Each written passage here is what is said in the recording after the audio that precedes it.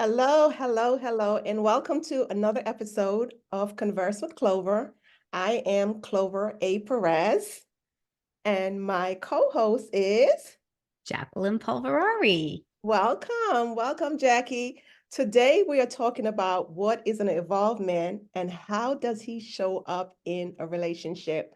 And we are talking to the prolific Lewis L. Reed. We are so excited to have Lewis with us tonight. And Lewis, welcome to Converse with Clover. Hey, Clover, it's good to be on with you and Jackie. Hi, Lewis. Yes, we are so excited to see your face. And I'm going to give you this opportunity to tell the audience who Lewis is because a lot of people may not know who you are. I think everyone does, but for those who do not know. Yeah, well, for those who don't know me and for those who do know me, allow me to reintroduce myself. My name is Lewis L. Reed. I'm a national criminal justice reform advocate by virtue of having served 14 years in federal prison. My past professional experience includes having conceptualized and convincing the largest city in the state of Connecticut that they needed a government office for reentry affairs, at which time I was appointed as Connecticut's first reentry director. I was in that position for about 2 years. We replicated the model across the country. From there, I left that position under fire and went on to do national work with an organization called Cut 50, co-founded by Van Jones and Jessica Jackson, where we passed about 12 to 13 bills that included the Federal First Step Act and a few state versions of that bill, which also included some Dignity for Incarcerated Women's campaigns that was led by Topeka K-Sam. And then from there, I went on to elevate my career where I was a senior director of strategic partnerships and also senior advisor to the executive leadership team at an organization by which Van Jones was the founding CEO of, called Reform Alliance, where Jessica Jackson, incidentally, is the chief advocacy and operations officer as well. Was in that position for approximately 2 years until relatively recently, where I landed in one of two spaces. Number one, I'm the executive vice president of an organization called the Douglas Project, where we focus on humanizing the experiences of people who are incarcerated. And I am also the founder of a film production company called Decoded Story Labs, where we are exclusively focusing on documentary films. That is awesome. Wow. I am so impressed. I've always been impressed of you, Lewis. You have, oh my God, accomplished so many great things, and it's such an honor to be in your presence. So thank you so much for, Thank you. showing up today and for entertaining us, because I know it's going to be a very entertaining night. It And is. It being a is. part of this. So lately, we've been hearing the topic, about evolvement. What is the evolvement? And that it's new to me. It may not be to others, but I'm just hearing more about it. And I'm curious to know what is an evolvement, Lois? And I what is don't know. I have no idea. This is the first time I'm actually hearing the term, so I need you to explain it to me. When you explain it to me, I need you to explain it to me like I'm a 4-year-old because the way that social media kind of slaps around new terms every other day, it's hard for me to keep up with. okay? So my definition of evolvement is someone who has everything in order. He shows up with respect. He shows up with love. He's financially I, stable. I automatically disagree with the notion. It's impossible to be human and have everything in order. If you have everything in order, then you are not going to be on this side of life. You've already graduated and made it on to glory, and you should be in the celestial with Jesus and the angels and everybody else. So the notion, just to start off, that an evolved man is someone who has everything is in order is a fallacy in and of itself. But I digress, and I allow you to continue on, please. Okay, okay. Thank you so much. I appreciate it. Well, listen, I think that you are an involved man. I do that because you have everything. You have everything in place. You show up in excellent. You have But you have but a let me love for God. let me share this with you. Let me share Okay. this with you, Good and thing I I'm in the want middle here because I think I'm going to need to like do some. Yeah. yeah, it's almost like double dutch. So look, I appreciate the notion and the perception that I may have things in order. And there's certain portions of my life that I do have in order, and there are portions of my life that are completely in disorder, in disarray. And because people see folks like me in a social media feed, you are seeing the best of what it is that I want you to see about me. You are seeing me in a soundbite. You don't necessarily, you see the public success, but you don't see the private failure. You don't see how the dissonance or the estrangement that I have with my child or my children. You don't see the relationship breakdowns that I very well may have, with my mother. You don't know what it's like for me to still be grieving the loss of my father, who was murdered 2 years ago, who was a victim of opportunity. And then a year to the date that my father passed away, I lose my sister. And then I have to take care of, we're responsible for helping, develop and raise her children that she left behind. You don't see the notion of me being a father who lost his surrogate child. You don't see that. And so the notion that I have things all together, that's about as much of a fallacy as me being able to sell you a bridge in Brooklyn, for your EBT card, the worth of the EBT card being revalidated every month. It's just not there. What I am, I'm a very flawed person who's saved by grace. And every single day, I am enveloped in God's mercies, and I'm asking for forgiveness, and I'm trying to repent, and I'm trying to recalibrate, and I am trying to reconfigure my life and reinvent myself in a way that was different from the day before. But I think that is the definition of an evolved man, a man who knows that life is about changes. An evolved man continues throughout their life to learn and grow. Mental health, physical health, it's a lifelong process to maintain. So you described an evolved man. Right. And it's an evolution every day. You're evolving and you're evolving into greatness, and you should applaud yourself for that, because compared to what we see out there, how these men show up, you are just different. And who let's make the implicit explicit. Who are these men that we're talking about? About Define that for me. Non-evolved men. It's simple. That's a good one. We're talking about a man that shows up in a relationship and expect a woman to take control, right? A woman cannot be soft, right? A man that is in a relationship with a woman and she can't be herself, right? He doesn't take care of her. He doesn't Wait. Hold up. Wait, time out. I think that this is too much of an expectation that any woman is putting on a man, that any human being is putting on another human being. I think that there's a notion about men. Let me share something with you. As I've been a man all my life, and I don't want to be anything else. Um, I'm glad to no hear shade. Yeah. I want to share something with you though.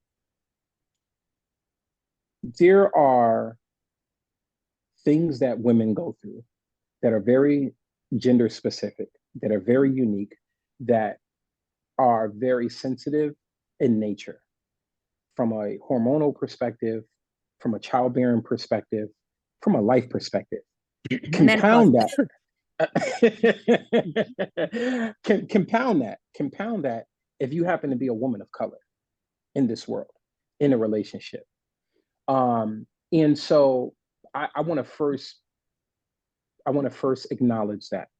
I also want to acknowledge the fact that men, we go through a lot of things that we don't necessarily talk about. You don't know what it's like to have to, in the criminal justice reform space, for instance, you're fighting for the freedom for other people. You're fighting for policy. You're fighting for change. Sometimes you're fighting to get through traffic, to get home, to be present with your family. And you walk through the door and you're confronted with, I ain't heard from you all day. Not, hey, how are you? what is life like for you? We see the worst of the worst. Just specifically speaking about in the criminal justice reform space. Clover, you in the space, Jackie, you in the space. We're exposed to the worst of the worst. And when I'm not talking about the worst people, I'm talking about the worst issues. We're exposed to that.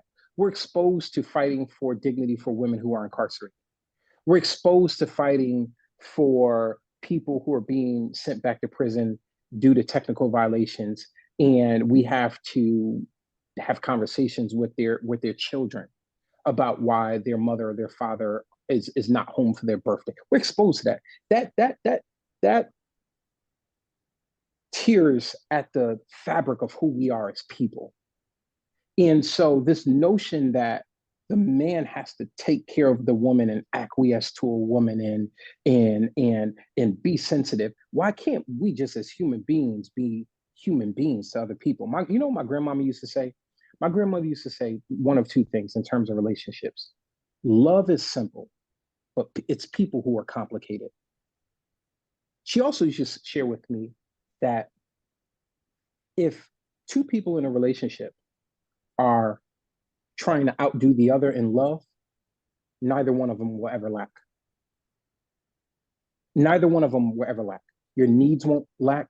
Your wants won't lack. Your desires won't lack, because I'm always trying to outdo you. You're always trying to outdo me. I like that. And we're trying to outpace one another.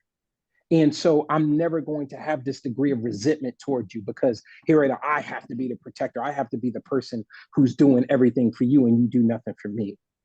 And so I think that this notion of you, you know, the man has to do blah blah. No, don't get me wrong. I do think that there are roles and responsibilities that are gender, that may be gender specific, depending on how your relationship is framed.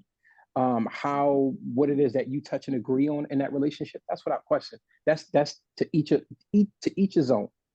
What I'm saying is that, generally speaking, if two people are out trying to outpace one another in love and care and empathy and dignity and humanness, neither one of them are ever going to lack. Oh, wow. I agree. And I have to say, and I always, my poor husband, because I drag him in without him even ever being here.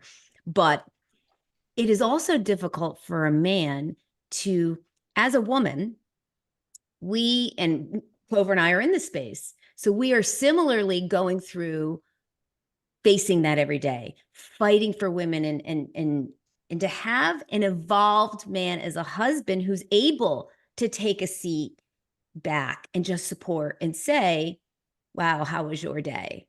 Is also, and so I often say, I come in the door and I'll say, oh gosh, because a relationship's 100%. So I'll say, Dave, I got 60% today. That's it. You got to take the other 40. Mhm. And he'll say, all right, I got 40. There's days I have 5%. You need to take 95%. And that balance, that's what I call an involvement. So what you're really describing to me is the notion of you wanting that name, well, that characteristic, right, of an evolved man. Right. So listen to what you just described, Jackie. You just said that there are times where you don't even have 100% for yourself. Right.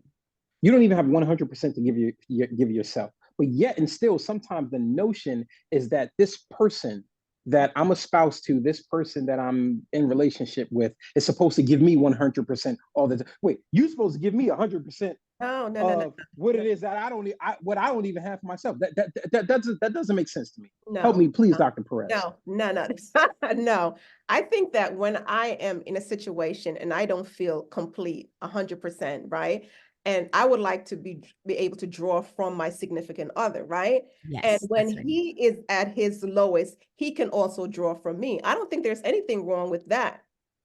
Okay, I just wanted to Like if clarify I for the have record. 5%, he's got the 95. If I'm Right. at 70% today, you know what? He's at, 30%. And if we're both at like 10%, we got to figure that out, because we both need to come up with a lot more percentage Mhm, than mhm. so I think that the notion to me in a true partner is someone who wants to give equally together and that old school, my mother and father, they'll be married 65 years in September. Think about this, Jackie. Uh, Think about this. 65 years. That's beautiful. I think that's something to right. pause and be celebrated. And if there's a way that you can edit this at Clover where you can just put some effects there, we need to have some celebration, some confetti or something across the screen. Think about what relationships are going to look like in the next 60 years. Mhm. I can't imagine in the next 60 years that we're going to have people say, hey, we've been together for 40, 50 years. Because everything is so instant. Everything is about me, right? You know, the camera is always on me. When you look in a picture, if you're in a group and somebody takes a picture of you in a group and you don't like the way that you look, never mind the group looking great, but if you don't like the way that you look, you I'm like, guilty. hey, we need to take that over again. Guilty. Right? So everybody is so self-centered that there is not allowance for a 65-year run. And so if you are going to be in a 6.5-year run, the way that relationships are set up nowadays, we have to make sure that we're functioning from a space of grace, from a space of mercy, from a space of love, understanding, and also competency, like how you talked about. Hey, baby, today I ain't got 95. Yo, you know what? I ain't got 95 either. I'm only at 7. So let's take your 7 and let's take my 5, And eat right? chocolate. Right. And yeah, and we Together. now we got to combine 12. Absolutely. And we'll figure out what we're going to do with the 88 tomorrow. But right now, let's do the best with this 12 that we have. Okay, so you know what, Lewis, I'm going to say this to you. I remember sometime last year, I said something to you about some issues that I was having, right? And one of the things that you said, and since Jackie was not privy to that conversation, so I hope you'll repeat it. You said that I'm the type of person that when in a relationship, when I show up at the door, I'm already given everything. And before I step up stairs with any man, right? I'm already given a lot at the stairs. Can you get into that? Yeah. So for our viewing audience and Jackie in particular, Clover and I, we were talking about just some relationship dynamics that she was experiencing. And as a friend, I was sharing with her, I know you well enough to know that when somebody gets you, they're getting your 50% is their 150. So when they get you, they're going to get someone who, in effect, is going to be walking the floors at 3 o'clock in the morning in prayer if necessary. They're going to get the full extent of your resources because you are a charitable person. You're very giving. If you got $10 and somebody needs, 7.5, they're gonna get it. And so what you have to do, and I was sharing with Clover, is that you have to think about the value that you bring. And if you are going to relax your standards, where if somebody can't, if you're loving somebody on a your 2 is the equivalent of is somebody else's 10. So if somebody can't meet you in their 10 at the capacity and at the bandwidth that you show up with a 2, your 2 is the equivalent of a 10, then you have to make some decisions as to whether or not you're going to relax your standards, b, if you are going to maintain this relationship without the degree of frustration that is going to bring you, and or c, you have to be prepared to have your resources depleted because this person just can't match your fly. That person can't match your degree of of love, of strength, of dot dot dot. So how do we find partners today? Because it's very infrequent that we meet people that do match. Number one, you got to stay off OnlyFans. Stay off where? That's OnlyFans. OnlyFans. Yeah, Listen, my feet that's make me a lot of money. yeah, all right. But they're anonymous though. That's the first place. The second thing is this. I think that there's a degree of old schoolness in me, as young as I am, having been raised by my grandmother and having been influenced by older people, I think that you don't find a partner as a woman. A partner is supposed to find you. I think that you are the gift. You are the prize. You are the crown. A man asks your hand in marriage. You don't ask a man's hand in marriage or in union or whatever. Wow. Once It's again, I'm it's impressed, Lewis. Yes. Honestly. yeah yeah. Well, you don't look. You just make yourself you make yourself as prepared as you quite possibly can during the interim for that person who discovers you. And that person may discover you at the mall. That person may discover you at your house of worship. That person may discover you at a criminal justice reform conference. I don't know what the context is, but what you do is during the meantime, you make yourself as prepared as you can. And what does that preparedness look like? I'm glad that you asked the question. Number one, you need therapy. You need to work out the issues. You need to work out on your issues, and you need to work out your issues. You need to have a safe space, a brave place where you can go to and you can say, you know what, when I was 5 years old, my dad said that he was coming back to take me to the ice cream place and he never returned. That was the last time I saw my father. And as a grown adult, there's still that 5-year-old child who's peeking from the curtains of her soul, of my soul, waiting for my father to come through the door. And so every time I see a man come through the door, I think that this is a reflection, or vicariously, this is a reflection of my father, and I need to work this out. Right? It may be a version of that. I don't know, but it begins with therapy. The second thing is that you need to have a firm relationship with, personally, I believe, God. You've got to have a relationship with God. Absolutely. That is true. There's a spiritual component that you need to be activated in terms of being able to have discernment. Is this person here for a good time, or is this person here for a long time? The other thing is, I'll give you an exclusive, based off of a notion that I'm working in a forthcoming book that I have coming out. There are four types of people that you need in your life, especially in a companion. Number one, you need someone to embody being a believer. And I'm not talking about a believer in terms of a spiritual perspective, while that has its place. I'm talking about somebody who believes in your potential to go, to grow, to do, to be, to accomplish. You need a believer. In another corner, you need a reliever. You need somebody who's going to pull you into their peace before they draw you into their problems. In another corner, Say that again. Say that. I love Yeah, that. let's Say write this that down again. so we can Yes. utilize yeah. this. Well, look, you need a reliever. A reliever is going to be someone who's not coming with baby mama drama.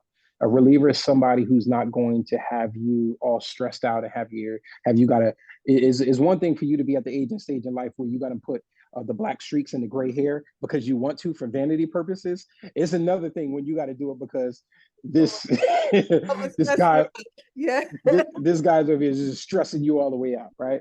So you need a reliever, somebody who's going to pull you into their peace before they draw you into their problems. In another corner, you need a conceiver. A conceiver is someone who's going to help you imagine or reimagine. Somebody who's going to say, "Hey, look, I see the gaps in what that plan is, or I see where the distance is in between where you're beginning and where you want to end up at, and let's close these gaps." And last but not least, you need an achiever. An achiever is not necessarily somebody is who has superstar accomplishments, but an achiever very well could be somebody who is accomplished in his own right and is confident in that accomplishment. And so the key is not just to have one isolated from the other. The key is to be able to have somebody discover you who embodies all four of those characteristics. Oh, and guess what? The other key is for you to embody all four of those characteristics for that other person. And that is where what my grandmama was talking about in terms of when you're outpacing the other in effort, you're outpacing the other in being a believer, reliever, a conceiver, or an achiever, right? Then there's never going to be a lack in the relationship. Wow, that's deep. That is deep. Where do we find men like that? Yeah. right? Because it They seems have to like have I they come have to have a across, social work degree like right, Lewis. right. Yeah. They have to. Those that I come across seem to be intimidated by me, and I don't know what is going on. Well, I'm gonna tell you. I'm gonna tell you. Yeah. There's a notion that Jesus said, "Is there anything good that can come out of Nazareth?" Right? In my experience, and I'm not saying that you got to go get you a jail pen pal. Please don't go do that. But what I'm saying is this: I do think that there are jewels in undiscovered places with people. And sometimes how you discover that might be through a dating app. It might be socializing at a place. It might be through a networking event. I don't know. But what I do know is that you have to ask questions. Good leaders ask great questions. Mhm. And if you are looking to be a co-leader, you're looking to be led, you're looking to be a leader. I don't know, however, your framing of leadership is. In particularly speaking about relationships, you have to ask questions. You got to ask probing questions. The person that you very well may desire might be right in front of you. He might be the mechanic over at Jiffy Lube, or the Mhm. oil technician at Jiffy Lube. No, Mhm. yeah, that's because you got a foreign car, Clover. So No, no, no. you're bringing Clover's, she's bringing her car to Mercedes Benz and Yeah, the yeah. That's Lexus dealer. right. Yeah, No, she ain't going That's to she ain't going to that's the Jiffy saying, Lube. right? that's not good. I would Yeah, tell you that that's never going to happen. But go yeah, ahead. yeah.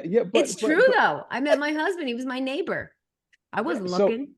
yeah, so you don't. I would say don't close yourself off to the possibilities. That conversations can be passports to deeper connections, and those deeper connections very well may not. They don't have to materialize in the form of companionship. Sometimes you can meet someone who is a great friend. You know, Mm. I consider all of us three. I have respective relationships with both of you. It's not companionships, but it's a relationship nonetheless. Mhm. And so sometimes our lives will intersect with somebody else, and we think that is one purpose, and it'll materialize into another purpose. Right, right. That is true. That is true. Yeah, that is true. Well, okay. You turned my whole I show into can't ask any of something these else. questions. Well, we had a whole list of questions, a litany of things to ask you. Yeah. But one of the things that I'm going to ask you though, what are some of the signs that a man will never commit to you? I feel like I am I feel like I'm taking locker room conversations with men, and I gotta make these things public. Drop it, drop it. Go Absolutely. ahead. Yeah, yes. So there's several things. Number one, if he can't commit to himself, if he Wow. can't commit to himself. Oh wow. Yeah. So I think that's oftentimes we look for external indicators of what people can do or what they can't do, and all you have to do is look at how they commit to themselves. So, for instance, look for little things. Hey, if somebody says, I plan on going to the gym for 3 times a week, 3 times a week, and they haven't been to the gym in 3 weeks, and every other night they eating bonbons and honey buns. Well, there's no commitment to themselves there. Look at what that person's relationship with God is, right? If that person can't be committed to authority, spiritual authority, if a person can be committed to whatever their cause and their passion is or their dreams are, it makes you think that they're going to be committed to you. If I'm not going to be committed to what it is, committed to my commitments, then why do you think I'm going to be committed to you? If I'm supposed to be an author, if I'm supposed to be a speaker, if I'm supposed to be a business leader, if I'm supposed to be whatever, and I'm half stepping on that, what makes you think that I'm going to whole step with you? Right, right. Wow, You that's a know, great way of thinking about it. Yeah. yeah. And the other thing is that I'll even venture out to say, look at what a man's commitment is to his family. One of the things that I often tell people, I was just talking to my son about this not too long ago. He was talking to me about some young lady that he's interested in. And I said, how are you vetting her? He said, what do you mean, Dad? I said, how are you vetting her? He said, I don't understand where you're coming from. I said, look, I said, if I were you, what I would be doing is asking that person, how did your last relationship end? And then when she answers, and I say, what about the relationship before that? And he said, well, when I'm asking that question, what am I looking for? And I said, you're looking for one of several things. The first thing is to see how triggered she is, what the emotional response is, see if whether or not she's still tethered to that issue, to those issues with that person. I said the second thing is that you're looking for responsibility and accountability, because no one person can have 100% blame for anything. Right? We And know that. right, like no one person can have, especially when you have two people involved in relationship with one another. There's equal responsibility. Now the responsibility might be 30 on one and 70 on it. I don't know what that percentage is, but there is some responsibility that that people have to take. And so back to the above, another thing that I would be doing is when you are, having conversations with people that you might be interested in, or people who may be interested in you, you got to ask those questions. So, talk to me about the time when you got your heart broke the worst. And see, look, you can ask me that question. I can tell you. I can say that without compunction. There was a relationship that I was in prior to me going to prison, where my then girlfriend didn't only have one abortion prior to going into prison, but when I got locked up, she had another abortion. She was almost 4 months pregnant. Then after she had that abortion, she went and told the feds everything that she knew about me. Right? There's still a degree of hurt that I have in and with that, not necessarily because she cooperated, but because of the loss of the child or children. Right? And so if you ask me that, I'm going to express that to you, not in a sense of bitterness, but I'm going to express that to you in a sense as to where there's a degree of sadness that I feel. Not only that we had that loss, we shared that loss together, but what it is that I did to her as a mother that drove her to make a decision that she not only aborted one child, but two children, right? And so it's not, you have to think about not what people are saying, but listen to what they're not saying. Listen to that paralanguage. And so, again, if people are not committed to themselves, then there's no way they're going to be committed to you. Right. Louis, I have a question. It's very personal, but Sure. have you gone to therapy? I am currently in therapy. I love hearing that, because Black men don't do therapy. I'm gonna share something with you, and this is the first time I'm speaking about this publicly. So we can get the exclusive. Hit the button. We can get the exclusive.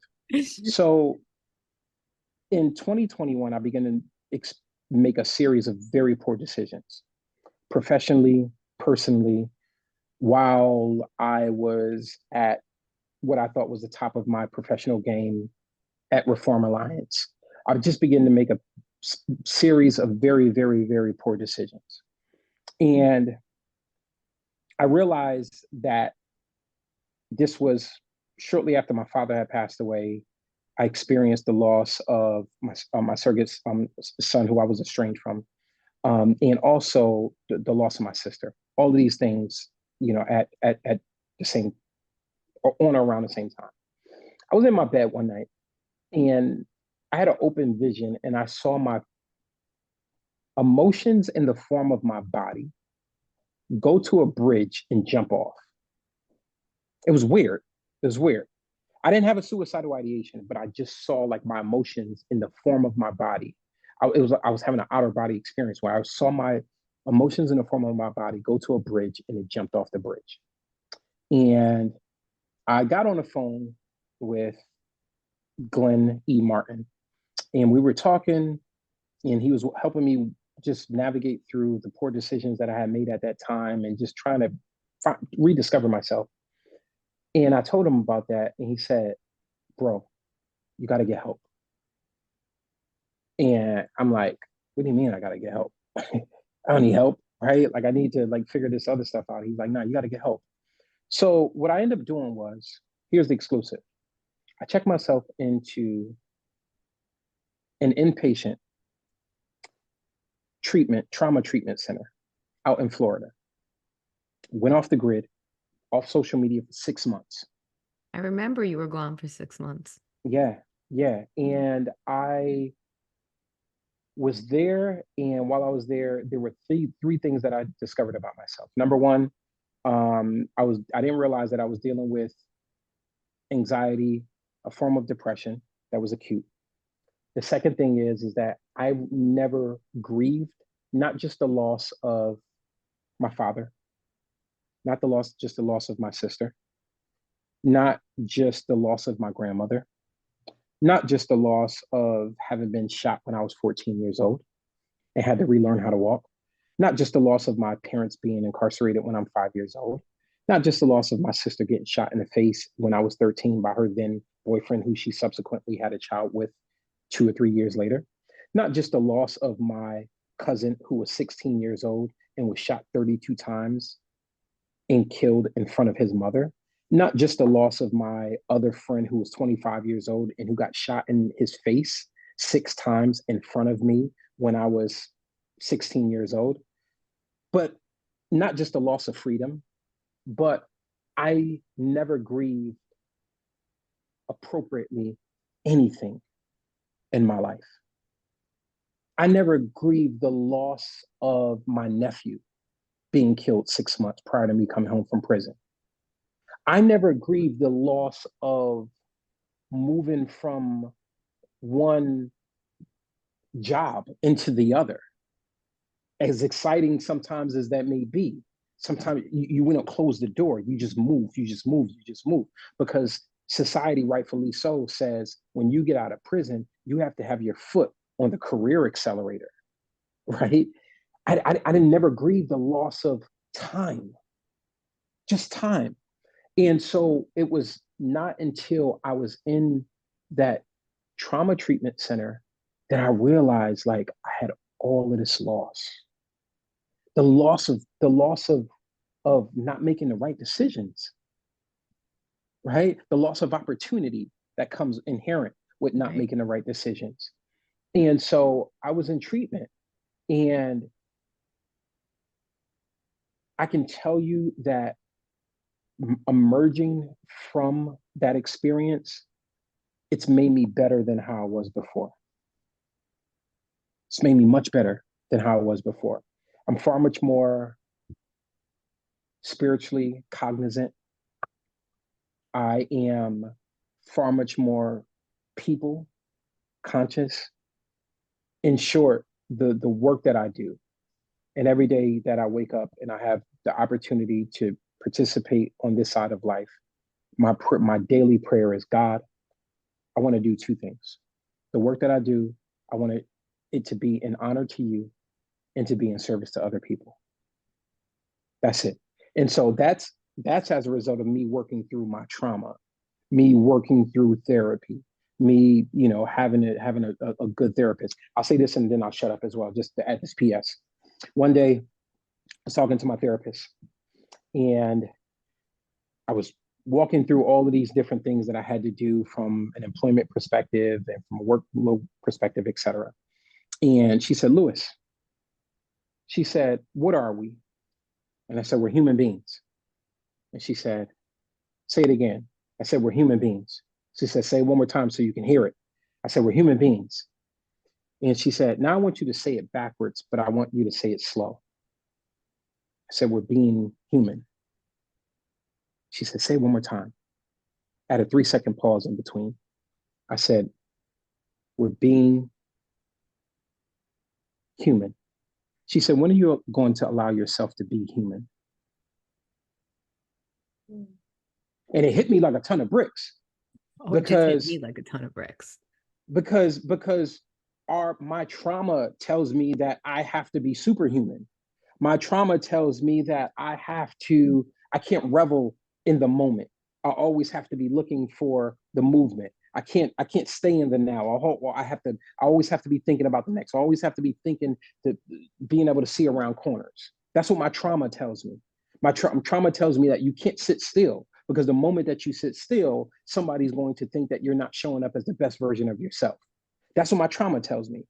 But being human tells me It's okay to actually experience the loss of a father and to have moments of emotional paralysis that may come up in unexpected ways. We don't schedule grief. Jackie, you don't wake up one day and be like, you know what, today is going to be the day that my husband files divorce. Right? You don't wake up and Clover didn't wake up one day and say, you know something, this is going to be the day that I'm going to get a call that my son is murdered. You don't schedule that. And so in the being human allows yourself, even after you have experienced those things, when they start coming up for you, you can say, you know something, I don't got to run from this. I don't have to run from this. I can be human. I can be the mother that I've been gifted to be. I can be the person that I've been gifted to be. And that's what therapy is teaching me. Do you even understand how incredible your vulnerability is for people to hear someone successful, evolved, Oh, right? say it now. Right? It is refreshing. It is something men need to hear. It's impressive. And wow, you blew me away. Like I just took what you said and said, wow, Jackie, you don't have to be perfect. Like I'm thinking about these things that you're saying, and I go to therapy. So my therapist must suck because quite frankly, she's never said to me, what are we? Right, Clover? Like Depends the on what type of insurance you have. vulnerability, Lewis, thank you for sharing. And it's so important. Right. And you know what? Um, Thank you, Lois. And also, Glenn is not here, but I thank him also because both of them have encouraged me to go to therapy. And I just started therapy. But I know that when you first came on, you came on very cocky. But let me say this, you have rechristened yourself and now you have evolved. So you embodied everything. Wait, 1 second. What do you mean when I came on? I came on this Oh, broadcast house? yes, you came on like, yeah, but you I say arrogant, but nah. I I'm would say only assertive. teasing. I would say assertive, but there's a lot of estrogen in the room. Well, maybe not. Jackie's estrogen level is Menopause. diminished because Clover's like two days away from it. But Yeah, I'm vulnerable about it. I'm sorry. so this is a brave state. Go ahead, Clover. exactly what an evolved man is, right? And just, it's a lot of men don't want to talk about going to therapy. They don't want to admit that they have issues. But for you to really come out and say that, that is so refreshing. And I appreciate that about you. I always love a lot of things about you. One of the things that I told you lately is that I love how you show up now. It's not when you text, it's not this one word. And I used to hate, well, just, hey, that's it, nothing else. And I'm like, no, Hey, I just got a text before from him. Just saw this. yeah, no, I sent him 2 paragraphs. um, so, I mean, Louis, I am so proud of you, really and truly proud of you. And that is Yeah. basically what an evolved man is, Well, Yeah. well, look. Let me share this. I'm proud of us. Let me. I know that both of you are too modest to brag on yourself, so I'll point the personal privilege and do so. From the time that I've seen you come out of prison, Clover, and considering the challenges that you've had emotionally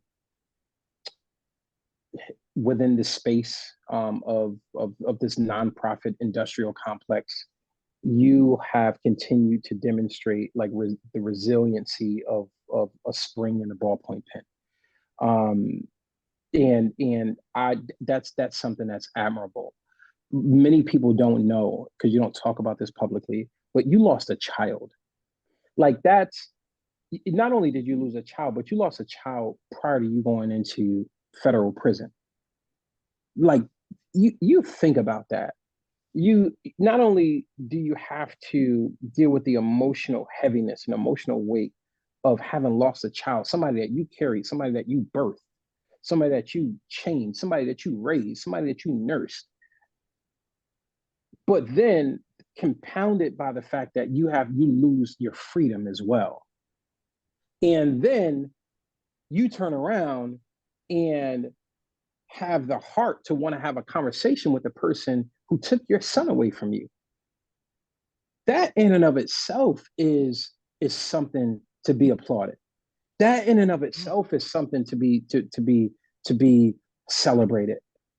Even when I think about Jackie, the challenges that she has had being not just a white woman in this space, but the personal things that I won't make public, but I know that she has gone through in order to even get to where she is and where she wants to be.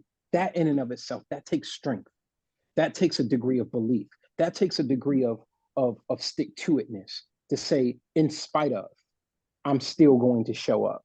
In spite of how you treat me, in spite of what you say about me, in spite of I may not check the boxes in the way that you want me to check the boxes, or you think that I'm operating in the sense of privilege, the way that you think that I'm operating in, in spite of, I'm still going to. That takes strength. That takes courage. And so when I think about remarkability and I think about strength and I think about people who evolve and level up, and when I think about people who embody grace and dignity and the things that we need to see more of, not just in this space but in this world, I often think about both of you guys as well. So I wanted to put that light right back on you. Oh, that makes me really good.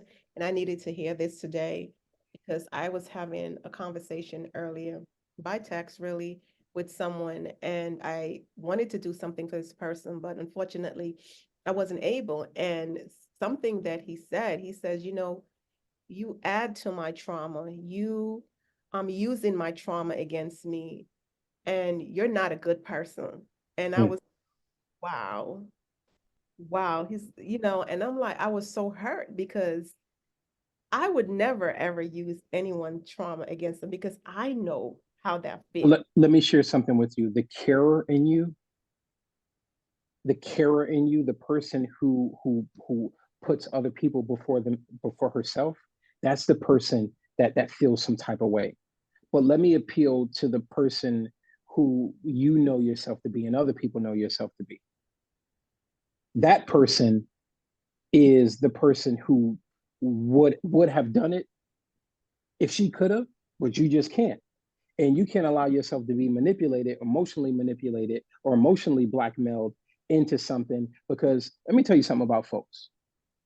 I'm Oh, learning this. I just had a birthday 2 days ago. I'm learning this. You are sometimes as good to somebody as the last thing that you've been able to do for them. Oh, wow. I just said that. Yeah. Your worth does not extend beyond the last loan that you were able to get them that you still ain't got paid back yet. Beyond the last car ride that you gave them that they ain't give you no gas money for, right? Beyond the last room that you gave them that they ain't even had the audacity to change the sheets. And right, so sometimes when it comes to people, you just gotta take that with a grain of salt. You And know I what? have to say, and Yeah, not to interrupt you, I apologize, sure. but Yeah. I was in prison with Clover. We didn't really know each other in prison. We were in the same dorm. My bunk was cornered to hers, and I never knew about her son the Mm, entire time because all she did was help others. mm, Inside an institution where our freedom was taken away, I watched her and I was intimidated by this woman who taught people how to pray, how mm-hmm, to have spirituality, how to love each other. And it's tough in a woman's prison mm-hmm, who, wow, was just so graceful and beautiful inside and out. And now we're pretty good friends now that I know, right? I know quite a bit. It amazes me that she never once faltered or showed her grief mm, throughout the time I knew her in prison. mm. And that saddens me. for her because she's such a beautiful, giving soul Yeah. and deserves to have that grief for herself. Yeah. Yeah, she can be beautiful on Saturdays and she can be given on Sundays, but I don't know about the rest of the days of the week.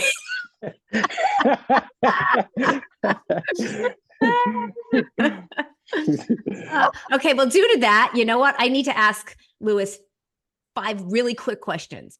Yeah. Shoot me the answer really quick. Yep. Pedicure or manicure? Both. Makeup, no makeup. None. Movie night, candlelight dinner. Oil. Movie Oil. night, candlelight dinner. I like a good movie. Okay. High heels, flats. Give me heels. Give me heels. There's Lewis something Reed or about the Glenn sachet. Martin? It's definitely it's going. I mean, it depends. It depends on what you're going for, right? If you're going for like the He-Man look, you want Glenn E. You know what I'm saying?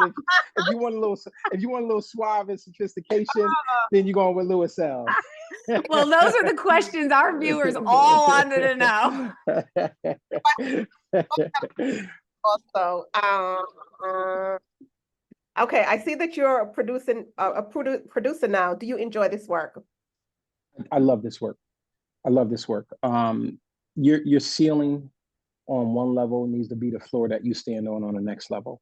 I think that I think that I've plateaued in the policy space. And for me, my next floor that I'm going to stand on will be in the production space.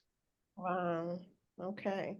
All right. You want to go with, let me see. How do you treat a woman? Terrible. Terrible. You should know. Both of you guys should know. I treat you guys terrible. Well, I got the one word text. Clover didn't. How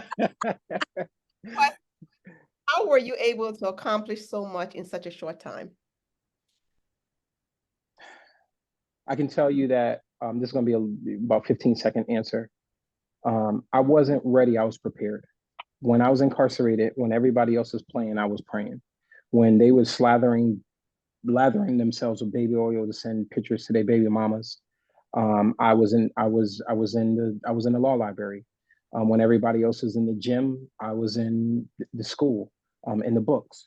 And so what you're seeing is a manifestation of my prayers, me fasting, me, just being prepared and me staying curious and staying connected to people who actually stretch my curiosity. That's awesome.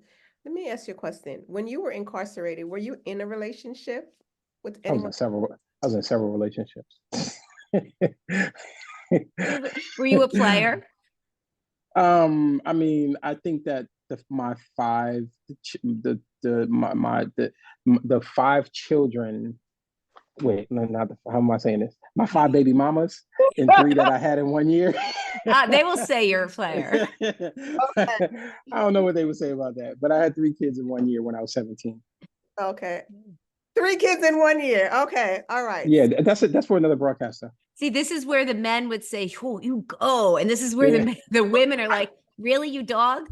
Yeah, but I was, keep in mind, I was 17. I was making choices with a different thinking at 17. Okay. So let me ask you. I'm trying to go do some of the questions here because you blew us away. Yes, right? Right? You definitely blew us away. So what are your thoughts on a man disrespecting a woman with curse words?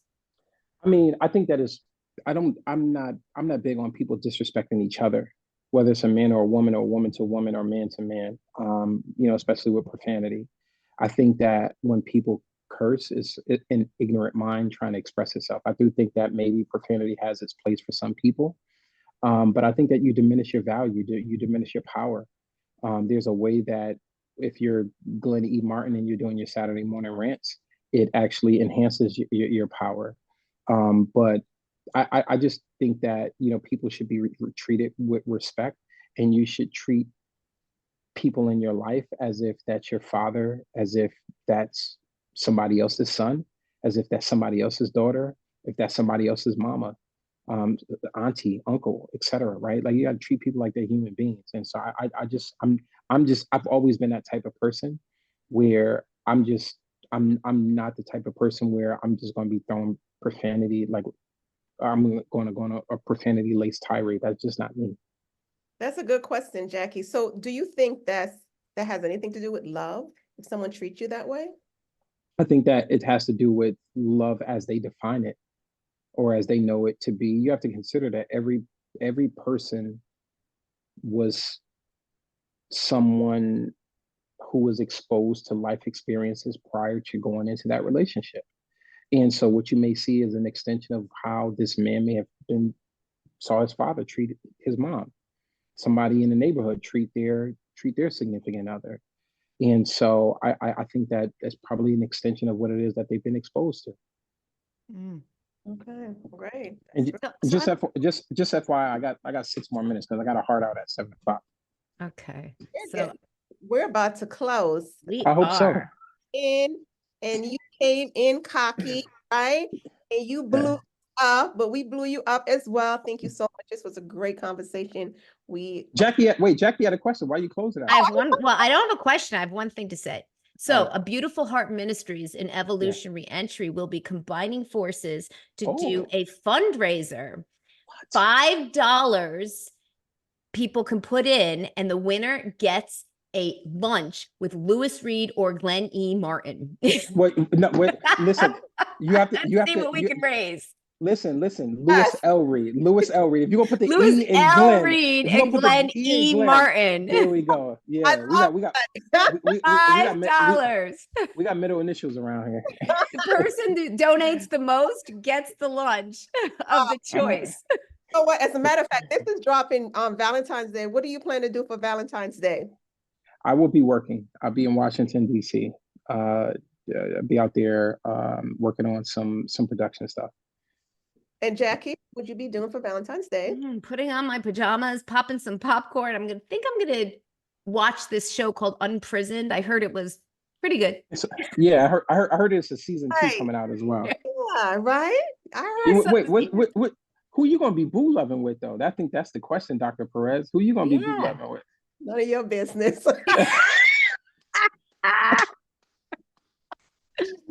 That's exactly right, Clover. Yeah, There's some things that need to stay private. That's right. Not for public consumption. This is great. Any final thoughts, words before we go? Well, look, I just want to say this. It's been a pleasure having a conversation. But, again, I think that when we make conversations binary and we don't reach, across the human aisle and pull people in, we'll continue to have kind of these battles of the sexes. And so for me, I think that we are better together than we can ever be apart from one another, no matter how you identify, whether it's a man, woman, somewhere in the middle, halfway or hybrid version of stuff. I don't know. But I do think that we are together going to be much better than we are going to be apart from one another. United we stand. That's right. All right. Thank you so much for gracing us with your presence. We really enjoy this. It was awesome. Yeah. Thank you. Wait, do it. Okay.